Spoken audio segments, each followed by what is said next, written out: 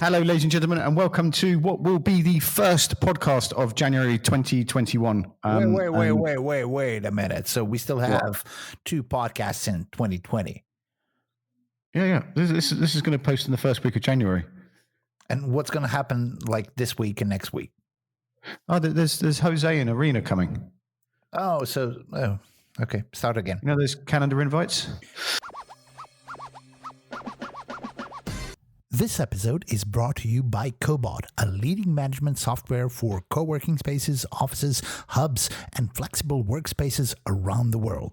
You know, one of the best things about Cobot is that it's produced by people who used to manage a co-working space and know the ins and outs of the main problems and issues that are bugging co-working managers. So if you want more time for your co-workers and community, check out Cobot at cobot.me and take your co-working management to the next level. So how are things in London? How are things in London, Steve?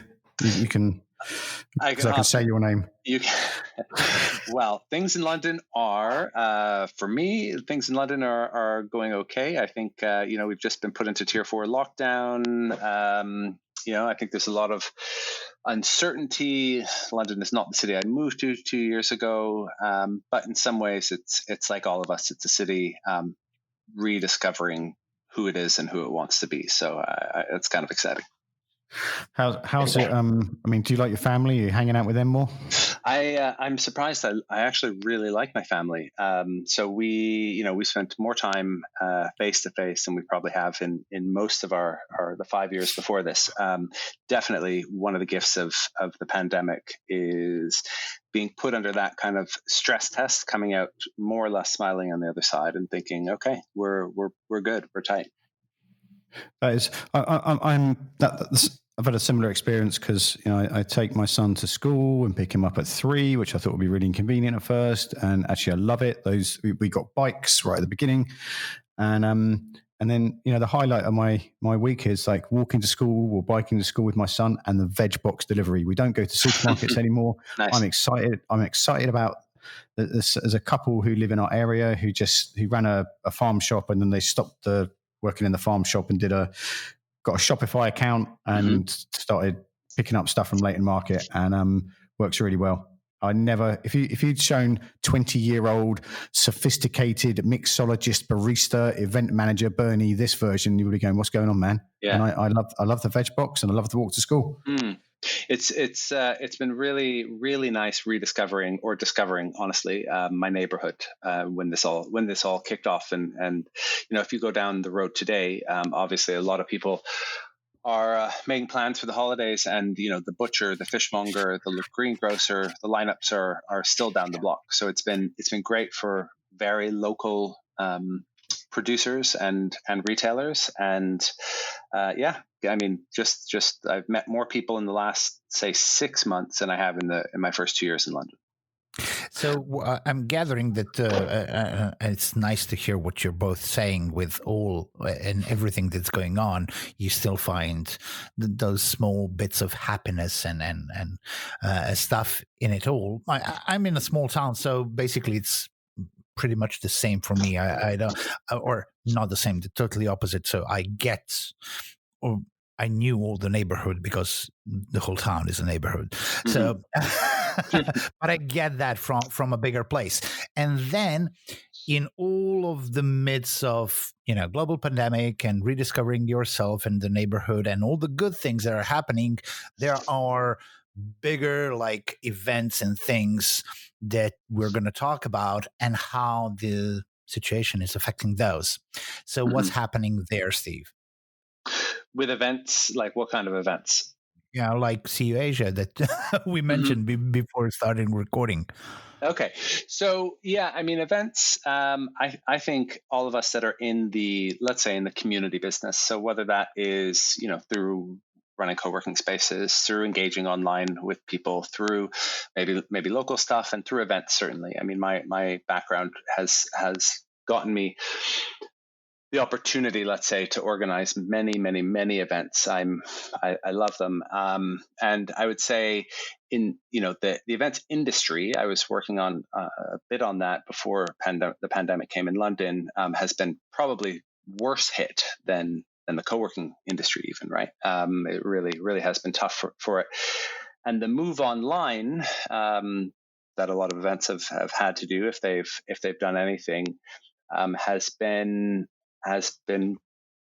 exciting at the beginning. It was amazing, the range of things we could all get in touch with and access. But I think it's something that's now struggling to be relevant. I would say a lot of the events are not what we remember them being when they were in person. How do you think that there's this never-ending thing about? I'm almost sick of it. I'm probably doing it myself, but like hybrid this and online this, and there's the. And I've over the last year, I've tried this several times myself. It's like I've done something online that I thought would work off. Hang on, wherever, you know what I mean. Great. The real life example of that is for more than a decade. Me and some friends in London have run offline meetups. And we just never worked out how to put them online. Like it was like a mental block. We have thousands of people in a meetup, and we never got around to doing it online. So, what do you think the disconnect is, or even might want to say, like, what have you learned watching it all unfold over the last year? Well, I think for all of us, we become a little bit stuck in the way we do things, right? So if you're used to doing an event, let's say doing an event in a certain way, and that involves, we're going to meet at a different place, we're going to have coffee and cakes and high fives, and that's how a meetup looks and feels, then it is difficult to change because you immediately focus on all the things you'll miss, all the things that are going to be deficient in the new format. I would say what I've noticed overall looking at the switch to online events is I don't know if it's that people are either lazy or lack creativity, but there seems to be this tendency to try to do things exactly the same way, but just online, right? So it's a little bit like when the pandemic started, let's say in March in Europe, where it really started to heat up, and say by the end of the month, most of the people in offices were at home, and you had literally millions, tens of millions of people experiencing, let's say, proper remote working for the first time, and hundreds of thousands of companies, and people quickly after the initial euphoria of, hey, great, I can do this at home in my pajamas, yada yada, they got I would say a bit disillusioned with it, and they said, well, but this isn't the same. It's just not the same. And it's like, well, it's not the same, but that's because you're trying to do things in exactly the same way that you've been doing them for the last 2 decades, but just in a completely different format and arena. And I think that's the same thing that happened with events. So people would say, well, we would have this, and we would have it at 9:00, and we would have it in a different place, and people would come, and the format would go like this, and a lot of those don't translate into the online world, just in the same way that some of the types of meetings and some of the types of team building things you would do in person don't directly translate. It's not that it's not possible to do them online. You just need to rethink about how do we achieve the things we want to achieve given this format. So with the online events, I think for a lot of I'd say after the first 2 months, the drop off that most of us experience with interest in going to meetings or going to online events was because they were not well suited to the format. Yeah, there was also something about doing an event in person and everyone being there, and then going, you can watch the recording later. There was this kind of understandable confusion between, signing up for a webinar and going to an online event. And it was only, I'd probably say, like over the, August, that people realized, in the same way as we couldn't work out how to do the meetups online, even though we have all the technology and have been doing loads of online events, we just couldn't translate it. There's what's your gut feeling about running CU Asia in March at the moment? So, CU Asia is going into it. So I think this will be our 8th year. And we are when we made the decision to go online, and that only happened about a month ago, we really hoped we'd be able to do it offline because the situation in Asia is much more, let's say, organized in terms of virus suppression. But the truth is, as soon as we made the decision, I've been more excited about this year's event than I probably have in a while. And the reason for that is on the content side, I think we will be able to do a much better job because we literally have a limitless supply of resources to draw on, right? We have the whole world. And, we don't just have the people that are going to come and can fly, a certain distance and give up a certain amount of time. And so I think from a content point of view, we're going to be able to tell a much more interesting story. And I think the on the offline, or sorry, on the kind of connection piece, on the networking piece, that feels like an almost irresistible challenge. I mean, I would say the single biggest problem with online events is that we are lacking a common experience. So when you go to an event, why are you going? Are you going for the content? Well, if it's purely for the content, then you're right. An online event, you don't need to attend. You can just get the recording afterwards and you can consume the content, as you would a podcast or anything else. Why we find that lacking is because we don't go to events to listen to podcasts. We listen to podcasts to listen to podcasts. We go to events for, networking, at a kind of a crass level, but really, I think we go to events to have a common experience with our fellow human beings that share an interest and a passion in whatever it is that we're there to do together.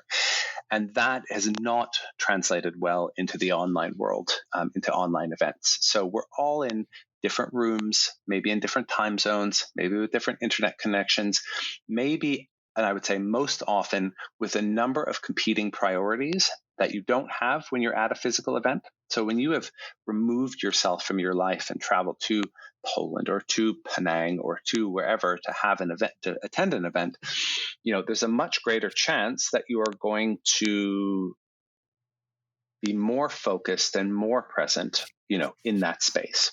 Definitely. Not 100%. You still people are on their phone and people are taking their calls and people are still trying to manage their life outside. But that there's something in that we know. Let's say if I think about the secret of CU Asia, I know it's around this piece about how do we focus attention and keep that attention of people over a long period of time, whether that's online or offline. But I think in the online space where we tend to have, the headphones on one ear, we're in an event, but we're doing 10 other things. We're disappearing for a couple of hours and then coming back. We are approaching it in a completely different way. And we're not getting that feeling of connection and commonality that we get when we're physically together. And that's the piece that I think that we need to work on cracking.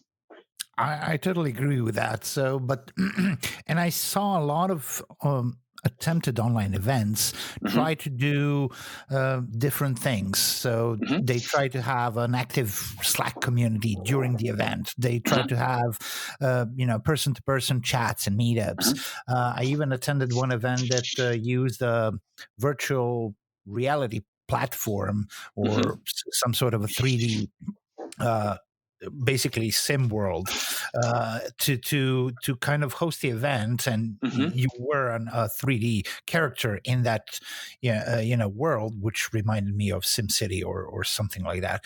But basically the events are not that much of a game, and me personally, I go for events to, as you said, to kind of pull myself out of the normal routine and attend an event, meet the people, soak in all of the new atmosphere and get some new experiences, new ideas, and in that way. So with all of the things that are being tried out, we know that the virtual events still have a future because the reality is that we cannot travel that much, at least in the near future.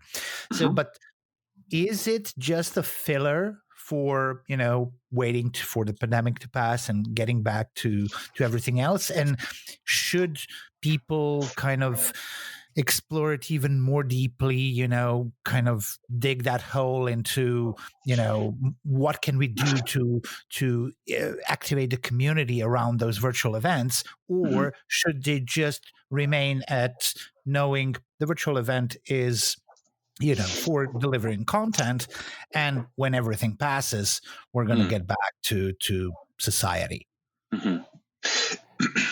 It's a great question. Is it a filler? So are we just kind of all together holding in a holding pattern until quote unquote normal life can come back?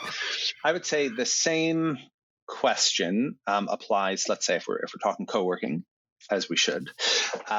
You look at the office sector and you say, okay, right now lots of people are working from home, either exclusively or almost exclusively, that are in office-based jobs. And when this all clears up, are they going to go back to the way things were? Now, I think there's no chance that we go back to the way things were. And what I mean by that is, status quo. So do I think the office is dead, whether that's a flexible office, a co-working space, or a traditional office? No, I don't think the office is dead any more than I think that the high street is dead since Amazon came along. But we can't deny that the high street has changed dramatically in the face of online shopping. My guess with the office is it will be reconfigured, it will be rethought of, it will be resized. I think we will look at how we companies help their employees, or freelancers help themselves remain productive. But I think we're not going back to status quo long term. So in the same way with online events, I would say there is, in some ways, there's just too much upside. You can go to more of them. You can go to ones around the world. There's a cost savings. There's a lot of good practical reasons why online events are good. I think we just need to get more creative with getting to the heart of why we have those events in the first place, right? So how do we solve that? How do we have new experiences together? How do we make a feeling of commonality? How do we go beyond the content and deliver value, but not necessarily just, the sim example is a good one. There's lots of options coming up and there's going to be more. So I think those worlds will get better, right? But I think the focus of the events has to be, how do we utilize this format and take advantage of what this format has to offer? Because, we think, look at it like this. You want to meet people and you want to connect with people at a conference. Let's say there's 500 people at the conference. Of course, there are some that are smaller and there are many that are much bigger. The truth is that is not a good format for many people to have a good networking or connected experience, right? It's too many people. They feel shy. They don't know how to break into things. It's awkward. It's, I would say lots of people go to conferences and don't necessarily come away in-person physical conferences and don't necessarily come away with, a feeling of connection and warm and fuzziness. If Bernie goes to Co-working Europe, Bernie, what do you call it? Is it the homecoming or the something like this? It is like the homecoming. I go to co-work. Obviously, nearly everyone I've met in the co-working industry has been a result of that conference. But okay. I go there, and if I see, 10,000 people were showing up at this thing, I will just go in the opposite direction. I just, want to be with. I want to be able to talk to people. I'm getting really old and moany nowadays, so I don't want to be in a pub shouting. And I go there and I have, over the 3 days, I have like 20 epic conversations, catch up with people, like you guys that I know really well. And then through other people, I get introduced to new people. And that's the mechanism. And a lot of, I think it's just because, probably all of us, we spend of our place in the co-working universe, we spend an inordinate amount of time reading about stuff. So the sessions don't really make me go, I will go to sessions that are interactive about things like rural co-working is always, I've been going to that, that's a big thing for me. But, what color paint to use in real estate as the market emerges in, I know it just makes me glaze over. Mm-hmm. Yeah. Well, and so if you think of that's a good example. So if you look at then not that session's ever been held, sorry, just that might have been. You never know.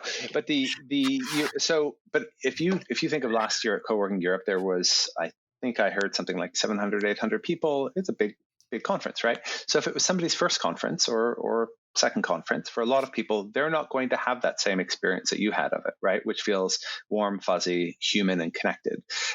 There's going to be a lot of people that kind of bounce around the edges, that quietly go from one session to the other, that don't necessarily eat with somebody other than a small bit of small talk as you're getting food from the buffet. You know what I mean? So it's like, sometimes it's a little bit like when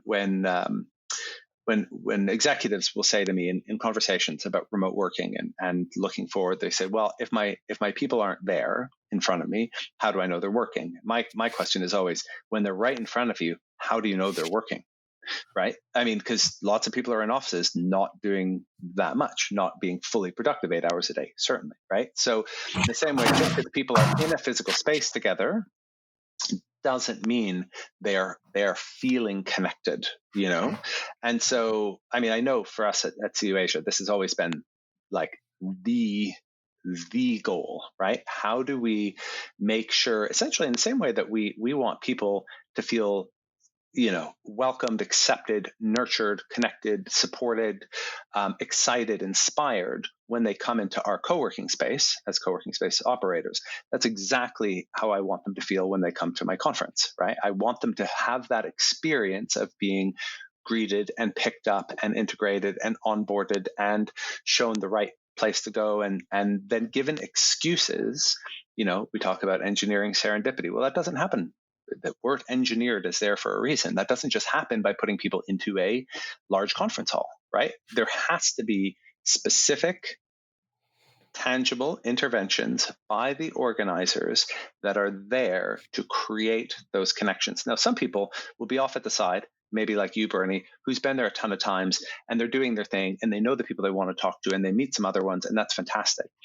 For a lot of people, that bit of help is what makes them leave that event feeling like, I found my people, right? I'm re-inspired to go back to my space and my community and do that for them as well, right? And so, we've always done that in the offline space, right? There's very kind of specific things we do around that.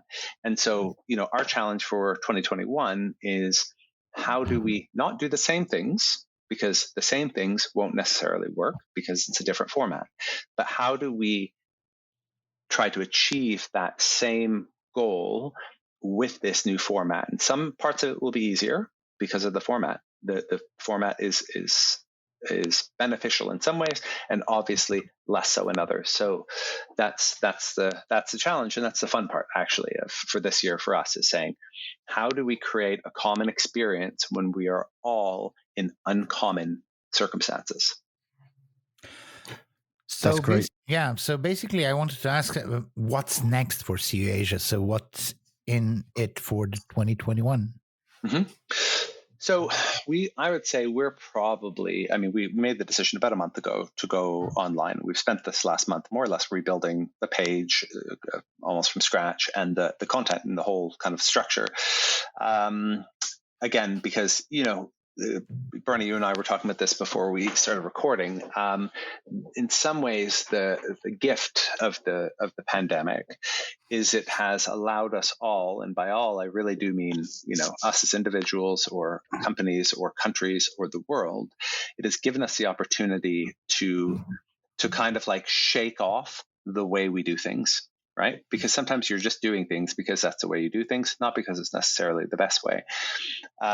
So with CU Asia, it has given us forced us, to rethink it all. Right? So it will be a 2-day event.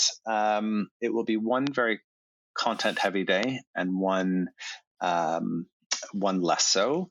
We thought about, and the jury's still out on this. The idea of, do you want to have a very, very heavy content day, when you know how hard it is to keep people's attention, or do you want to spread it out over several days? We're taking this track for a number of reasons.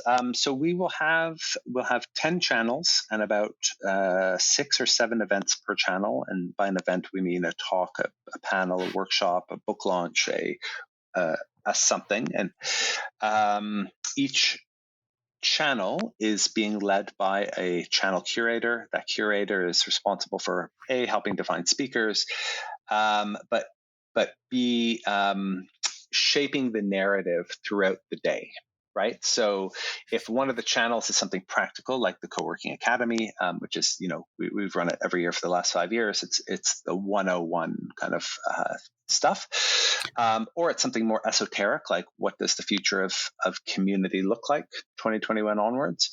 We have a story to tell, so it's not just a question of slapping together 6 people that can talk under that general umbrella, but actually, talking to each of those and making sure that if somebody was to sit in that channel all day, there's a start and a finish, and there's somebody there to kind of guide you through it and help you connect the dots and pull the pieces together. So really looking to upgrade the content curation side of it. So that's day 1. Day 2 will be an unconference. So it will be, what the unconference format is. We're not messing with that too much. We want people to be able to, based on what they heard in the first day, thought about, got excited by, were confused around, Steve, can you just say what the unconference is? Because that's one of those words that we all hear and then gets bastardized by people. Okay. So I guess I'll give you my interpretation of what the unconference is all about. The unconference is an element of an event where the content is generated, is driven by the participants themselves. So from the participant base, people will suggest topics. They'll go through a process to prioritize those topics. We can only do, let's say, 20 topics that day. And so, there's a bit of a democratic process by which those topics get chosen and prioritized.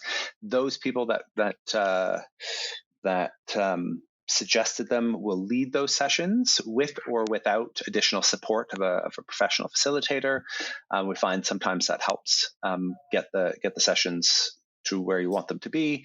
And the idea with it is that the content organizers can seed a number of conversations through the content we put together on day 1.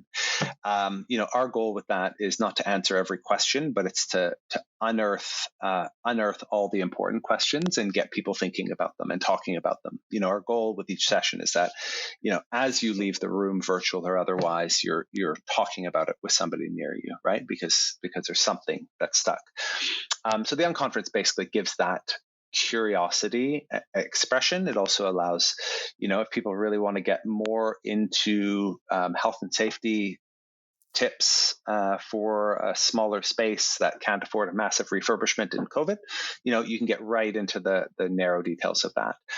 If somebody wants to talk about how they have felt as a founder during this time when their business has been hanging by a thread ever since, and what that's done to their kind of mental health and perspective on life, and there's enough people that want to talk about that, we can do that also. So the unconference is a bottom-up approach to content generation. So that will be happening on the second day. What we're doing on the second day is organizing city meetups. So again, knowing that in many cities across Asia, the restrictions are not there in terms of people gathering, or they're there, but they're manageable. So we want the opportunity for as many people as possible to be able to come together and participate in at least part of CU Asia together with a portion of their community. So we've organized some already in Singapore, some of the larger cities, Singapore, Mumbai, Melbourne, KL. There'll definitely be something in Bali, and we're talking about doing something in London. Be bright and early for us. And so that's what's happening on day 2. Now, that's the kind of structural answer to the question. What work we have to do between now and then is getting into the how do we create the common experience, right? So normally at CU Asia, we're pretty bossy. We move people around. We change venues in the middle of the day. We try to keep people guessing with, in the middle of a kind of keynote session in the morning where everybody's in. We've had things like, dragons and drums bursting in during Chinese New Year in Malaysia, or, a massage room opening up in Thailand, or, just stuff that kind of continuously throughout the day recenters people's attention on this space that we're in together. And so we're really kind of reaching out to people that we know and respect, and who are interested in creating a new way of tackling this problem. Because I feel like if we get that part right, then I think we'll all look at online events much differently. So I'd say that's the big part. It's happening on March 4th and 5th. It'll be happening on an Asian time zone. We're not doing a 24-hour event. We thought about that, but we want to keep the kind of character of the conference, rooted in the Asian ecosystem. So everybody else, you don't have to fly, but you got to wake up early. And one other thing we're doing this year that I can talk about a little bit, but I'm really excited about, is working with Ashley Proctor at the Creative Blueprint in Canada and the Idea Project around, let's say, piloting an experience of how event organizers can push the diversity and inclusion agenda or approach to much higher levels. So do you mean, Steve, you won't have lots of white men talking about real estate? No promises, because there's a big audience for white men talking about real estate. But no, exactly that should not be the defining character. And the thing is, there will be a place for a white man to talk about real estate at CU Asia, but there is let's say there is much more we can do than just getting visible diversity on panels. Right. And so through that project, she's been helping us, kind of giving us a bit of a cheat sheet for a event organizer checklist that will be getting issued in March, so that we can kind of, let's say, put ourselves through the test and through the ringer to see where we are and where we can improve, and then sharing that experience at CU Asia, because it's something that, I would say almost all organizers talk about and are concerned about at some level. But it is, the further we get into it, the more you think, oh, shit, I didn't think of that. Oh, that didn't even occur to me. And so there's a ton of that to overcome. So that's another element that we're really excited about this year. That's like, Ashley's been on this podcast, and also Tash, who's working with her in London on that, is here too. And I know the legendary, the men want to be, Mark Navarro is always really hot on that when he's working on your content and on the co-work in Spain. Yeah. And I sort of brought that up because that is not a new conversation for those two people. It's something that's always been there, and I'm glad that's been amplified by the way our awareness has changed in 2020. And I know it's always important to you folks, but I'm really glad you're making such a point of doing that. Yeah, us too. I mean, this is it is something that is always there in the mind, and then you always feel like you really didn't nail it, and you didn't, at least that's been my experience. And so it's like, well, how can we, quote unquote, put your money where your mouth is and really invest in it so for example, the idea of using channel curators. So that's 10 different people. That's essentially inviting 10 other people to help us define the content of our conference. And that was really important because it's the real reason behind it was it greatly broadens our perspective on who is a valuable speaker. Right. So if I'm in charge of the content and I'm getting 60 people, I'm going to run around and make a list of all the people that I know or I've heard of or I think sound neat. But that's coming from my perspective. Right. So already by let's say diversifying the content curation role as significantly as we have, and there are people coming from all kinds of backgrounds and all different kinds of places, and that in and of itself has immediately made a difference, because you just think, oh wow, that's a really interesting talk or perspective that I hadn't thought about. So, there's lots of things, as I said, beyond the obvious. Let's make sure they're not all white men talking about real estate, but it's, it goes deeper than that. If what you want is a diversity of perspectives, lived experience, and not just the kind of visible representation.